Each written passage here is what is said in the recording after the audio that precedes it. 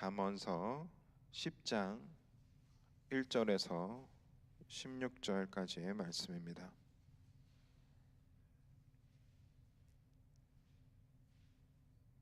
저와 여러분이 한 절씩 교독하시고 마지막 16절 말씀은 한 목소리로 읽도록 하겠습니다. 읽겠습니다. 솔로몬의 잠언이라. 지혜로운 아들은 아비를 기쁘게 하거니와 미련한 아들은 어미의 근심이니라. 불의의 재물은 무익하여도 공의는 죽음에서 건지느니라. 여호와께서 의인의 영혼은 줄이지 않게 하시나 악인의 소욕은 물리치시느니라. 손을 게을리게 놀리는 자는 가난하게 되고 손이 부지런한 자는 부하게 되느니라. 여름에 거두는 자는 지혜로운 아들이나 추수 때에 자는 자는 부끄러움을 끼치는 아들이니라. 의인의 머리는 복이 임하나 악인의 입은 독을 머금으니라. 의인을 기념할 때에는 칭찬하거니와 악인의 이름은 썩게 되느니라. 마음이 지혜로운 자는 계명받거니와 입이 미련한 자는 멸망하니라. 바른 길로 행하는 자는 걸음이 평안하려니와 굽은 길로 행하는 자는 드러나리라. 눈치타는 자는 근심을 끼치고 입이 미련한 자는 멸망하느니라.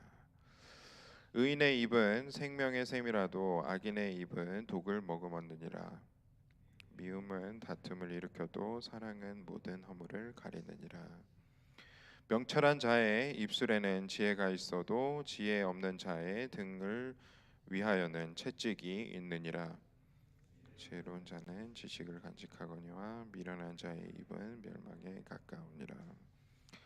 부자의 재물은 그의 견고한 성이요 가난한 자의 궁핍은 그의 멸망이니라. 의인의 수고는 생명에 이르고 악인의 소득은 죄에 이르느니라. 아멘. 우리가 타고 다니는 자동차에 보면 여러 가지 기능들이 있는 것을 봅니다. 그런데 어떤 기능은 차를 타고 다니는데 반드시 있어야 되는 기능이고, 어떤 기능은 있으면 좋지만 굳이 없어도 타고 다니는 데는 별 문제 없는 그런 기능들이 있습니다. 근데 그렇게 있으면 편하지만 없어도 괜찮은 그런 기능들을 우리는 옵션이라고도 얘기를 하죠. 옵션이라고 하는 것은 선택권이 있기에 옵션이라고 얘기를 하는 겁니다. 우리가 그것을 선택하는 것은 우리의 자유인 것이고, 그것을 선택하기 위해서는 꼭 이제 반드시 필요하지는 않지만 있으면 괜찮은, 있으면 좋은 것들을 우리가 또 선택할 수 있게 되는 것이죠. 그런데 어떤 기능들은 자동차나 또 여러 가지 다른 그런 기계들이라고 했을 때 그 기계들이 움직이는데 반드시 필요하고, 또 사람이 그것을 운전하는데 정말 꼭 필요한 그런 것이 분명히 있습니다. 뭐 자동차에는 반드시 엔진과 핸들이 필요하겠죠. 그리고 달려 있는 것들을 보면은 이거는 정말 꼭 필요한 것이다라고 생각이 드는 것들이 참 많이 있습니다. 예를 들자면 뭐 백미러라든지 사이드 미러라든지 또 에어컨과 히터는 반드시 필요하겠죠. 그런 것들을 생각해 볼 때에 그런 것이 옵션이 아닌 이유는 그것은 반드시 필요한 것이기 때문입니다. 오늘 본문 말씀은 솔로몬의 잠언입니다. 솔로몬은 굉장히 지혜로운 사람이었을 뿐만 아니라 어쩌면 성경이 기록하기로는 세상에서 가장 지혜로웠던 사람인 것으로 기록이 되어져 있는데, 솔로몬은 스스로가 지혜로웠던 사람이 아니었습니다. 솔로몬은 분명 하나님께서 주신 지혜로 지혜로워진 사람입니다. 그렇게 볼 때 이 솔로몬이 기록하고 있는 이 잠언은, 지혜의 말씀은 하나님으로부터 온 지혜의 말씀이라는 것을 우리는 기억해 볼 필요가 있습니다. 그렇게 우리는 솔로몬의 지혜를 묵상할 필요가 분명히 있습니다. 왜냐하면 하나님께서 주시는 지혜는 오늘 본문 말씀에 의하면 옵션이 아니기 때문입니다. 우리가 하나님의 지혜가 있으면 좋고 없으면 말고가 아니라는 뜻이죠. 그게 왜 그런지를 오늘 말씀 속에서 한번 찾아보기를 원합니다. 오늘 본문 말씀에 보면 굉장히 많은 구절들이 언어에 대한 구절임을 우리는 또 발견을 할 수 있게 됩니다. 6절 한번 보겠습니다. 의인의 머리에는 복이 임하나 악인의 입은 독을 머금었느니라. 그 다음 8절 봅니다.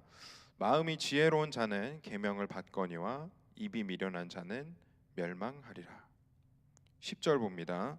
눈짓하는 자는 근심을 끼치고 입이 미련한 자는 멸망하느니라.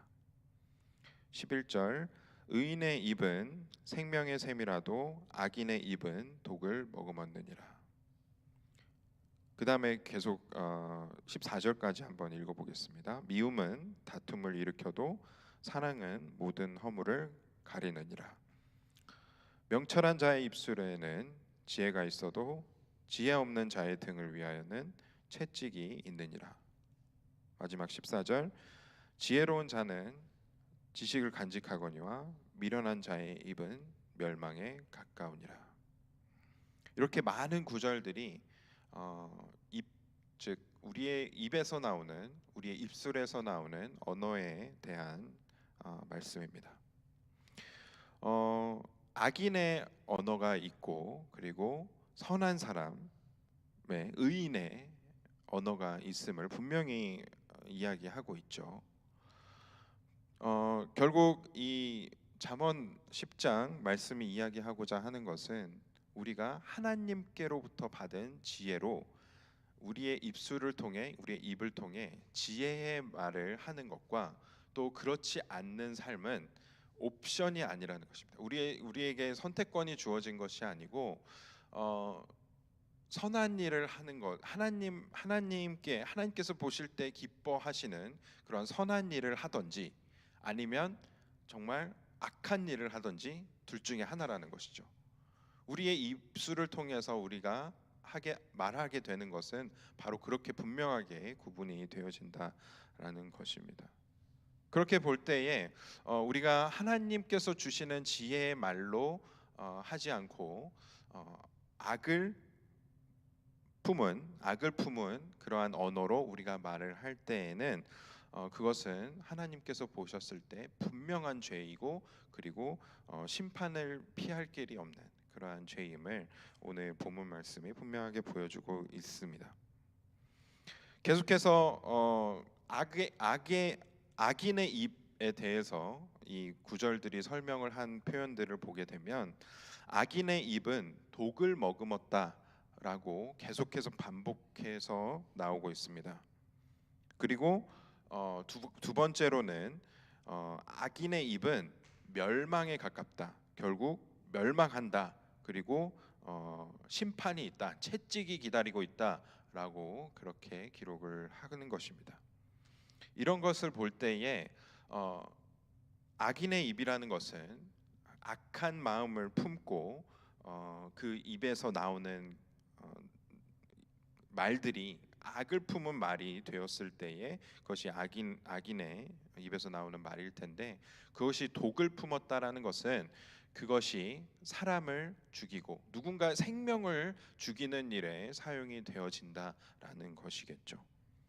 그렇게 우리의 입에서 나오는 언어들이 도구로 사용이 되어졌을 때에는 그 결과는 결국 멸망밖에 없다라고 이 잠언 말씀이 기록을 하고 있는 것입니다. 그렇기 때문에 우리가 하나님께서 주시는 지혜로 말을 하게 되는 것은 전혀 절대로 우리가 선택할 수 있는 그런 옵션이 아니고 우리가 반드시 가지고 살아가야 하는 그러한 것이라는 거죠. 12절 말씀을 함께 한 목소리로 좀 다시 한번 읽어봤으면 좋겠습니다. 12절 말씀 한 목소리 읽습니다. 미움은 다툼을 일으켜도 사랑은 모든 허물을 가리느니라. 자, 그러면 하나님께서 주시는 지혜의 말은 무엇일까요? 그것은 너무나도 당연하게도 사랑을 품은 말일 것입니다. 그리고 그 사랑은 허물을 가린다라고 기록을 합니다. 우리가 잘 아는 대로 고린도전서 13장에 보면 하나님께서 어, 정의하시는, 그러니까 디파인 하시는 사랑이 무엇인지 너무나도 자세하게 나와 있는 것을 우리는 봅니다. 근데 그것의 중요한 역할이 바로 사랑을 하는 것이고, 그리고 표현하는 것이고, 그 사랑은 허물을 덮는다라는 것이죠. 누군가의 잘못을 지적하는 것이, 그것이 우리는 정의라고 착각하기 마련입니다. 그것이 선한 것이고 그것을 해냈을 때 정의가 이루어진다라고 우리는 생각할 때가 많이 있습니다. 그러나 우리가 누군가의 잘못을 지적할 때에 나오는 언어가 우리가 스스로 판단했을 때에 그 말에 어, 독이 품어져 있는지, 악이 품어져 있는지, 혹은 사랑이 품어져 있는지, 사랑이 담겨져 있는지를 우리 스스로가 구분하기가 너무나도 어렵기 때문에 성경 말씀은 우리에게 그것을 판단하지 말고 오히려 우리의 말은 누군가의 잘못, 누군가의 허물을 덮어주는 데에 사용을 하라라고 기록을 하고 있지 않은가 저는 생각이 듭니다. 이게 너무나도 중요한 것 같아요. 미움은 다툼을 일으켜도 사랑은 모든 허물을 가린다라고 기록을 하고 있습니다. 한 공동체가, 한 가정이, 또 한 누군가 1대1의 릴레이션십 가운데에서 우리가 쉽게, 너무나도 쉽게 다툼이 이루어지는 이유는 우리의 언어일 가능성이 매우 큽니다. 우리가 어떻게 다른 사람에게 말로 표현을 하느냐에 따라서 그 관계와 그 공동체가 다툼이 일어나든지, 아니면 우리 말이 누군가의 잘못을 계속해서 덮어주는 그런 사랑의 언어가 될 때에는 오히려 그 사이와 그 릴레이션십과 그 공동체는 항상 사랑이 넘치게 된다라는 것입니다. 우리가 이것을 기억해 볼 때에 지금 현재 우리가 하고 있는 그러한 표현들이, 다른 사람에게 하는 표현들이 혹시 악을 품고 있지는 않은지, 독을 품고 있지는 않은지, 누군가를 다치게 할 수 있는 그런 말이 되어지고 있지는 않은지 한번 살펴볼 필요가 있습니다. 그러면서 우리 스스로를 돌아볼 때 저와 여러분은 계속해서 하나님께서 주시는 지혜로 말을 할 수 있게 되기를 소망합니다. 그런데 이것은, 중요한 것은 우리의 노력으로 할 것이 아니라 우리가 분명히 하나님께 구해야 할 것입니다. 하나님께서 우리에게 지혜를 주셨을 때, 솔로몬이 그랬던 것처럼 우리가 구하고 또 하나님께서 지혜를 주셨을 때에 우리는 그 하나님께서 주시는 지혜를 가지고 행동하고 말을 할 수 있게 됩니다. 그것이 우리에게 옵션이 아니라 맨데토리, 필수라는 것이죠. 그것을 기억해 볼 때에 오늘 하루 또 이 시간을 통해서 하나님께 지혜를 구하는 시간이 되기를 소망합니다. 저와 여러분이 함께 하나님께 더욱더 지혜를 구하면서, 하나님, 오늘 하루 하나님께서 주시는 지혜를 가지고 말하고 행동할 수 있게 해주십시오. 그렇게 우리가 지혜를 구하며 하나님께 또 순종하며 나아가는 오늘 하루를 보내시는 저와 여러분이 되시기를 간절히 소망합니다. 함께 기도하겠습니다. 사랑과 은혜가 많으신 하나님, 감사합니다. 오늘 잠언 말씀을 통해서 우리의 언어를, 우리의 표현을, 우리의 말을, 우리의 입술을 다시 한번 되돌아볼 수 있도록 하시면 감사드립니다. 하나님께서 우리 스스로를 말씀으로 밝히 보여주셔서 우리의 언어가 과연 사랑을 품고 있는지 아니면 독을 품고 있는지 분별할 수 있도록 해주시고, 또 우리의 말들이 항상 사랑을 품고 있어서 누군가를 다치게 하고 죽이는 것이 아니라 항상 누군가를 살릴 수 있는 그러한 말이 되어질 수 있도록 도와주시고 하나님께서 능력 주시고 지혜를 더하여 주시옵소서. 그렇게 오늘 하루를 살아내기를 원합니다. 하나님께서 주신 지혜 가지고 살아내기를 원합니다. 지혜를 주시고 더욱더 부어 주시옵소서. 이 모든 것 하나님께 맡겨드리며 예수 그리스도의 이름으로 기도드렸습니다. 아멘.